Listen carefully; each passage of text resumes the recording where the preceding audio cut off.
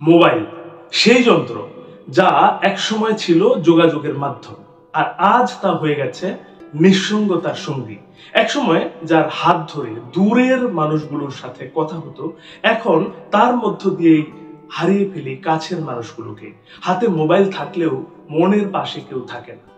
Notification আসে, message আসে, কিন্তু মনটা আরো বেশি ফাঁকা হয়ে যায়। মোবাইল আজ সম্পর্কের মধ্যে দেয়াল তুলেছে। একসময় যেখানে মানুষ পাশে বসে কথা বলতো, সেখানে আজ দুজন পাশাপাশি বসেও মোবাইলে ব্যস্ত। কথার বদলে চ্যাট, অনুভূতির বদলে ইমোজি, সবকিছুই যেন ভার্চুয়াল হয়ে গেছে। ভালোবাসা, যত্ন, মন খারাপ, অভিমান সবই মোবাইলের স্ক্রিনের ভেতরে আটকে পড়ে গেছে। মোবাইল এখন অনুভূতি বোঝে না, বোঝে শুধু অ্যালগরিদম। মন খারাপ থাকলেও সে শুধু নোটিফিকেশন পাঠায়, কিন্তু কখনো জিজ্ঞাসা করে না আজ মনটা ভালো নেই কেন।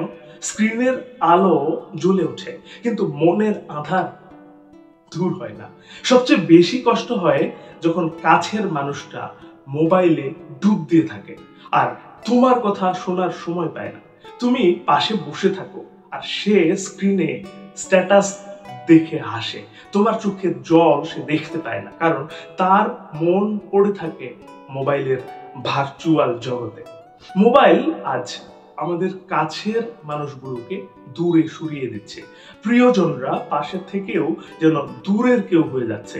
একসময় রাতভর কথা বলার মানুষগুলো আজ অনলাইনে থেকেও রিপ্লাই দেয় না, একটু পরে কথা বলছি বলে তারা আর ফিরেই আসে না। সবচেয়ে কষ্টের হলো যখন মোবাইলের স্ক্রিনে মানুষকে হাসতে দেখে, কিন্তু বাস্তবে তাদের মন ভেঙে পড়ে থাকে। ভার্চুয়াল জগতে সবাই সুখী, বাস্তবে সবাই একা। জীবনের এই নির্মম সত্য, মোবাইল আমাদের জীবনে সুখ এনেছে, কিন্তু কাছের মানুষগুলোকে দূরে সরিয়ে দিয়েছে। স্ক্রিনের আলো আমাদের চোখে ঝলক লাগায়, কিন্তু হৃদয়টা ধীরে ধীরে নিঃসঙ্গতার অন্ধকারে ডুবিয়ে দিচ্ছে। তো কি হবে আমাদের? ভাবতে হবে, ভাবতে অনিবার। শেষ করছি। তার আগে একটি কথা মনে করিয়ে দিই, এই পৃথিবী তাকেই সম্মান দেয় যে ইউনিক কিছু করতে পারে। আপনি ইউনিক কিছু করুন, ভালো শুনুন, ভালো থাকুন। ধন্যবাদ।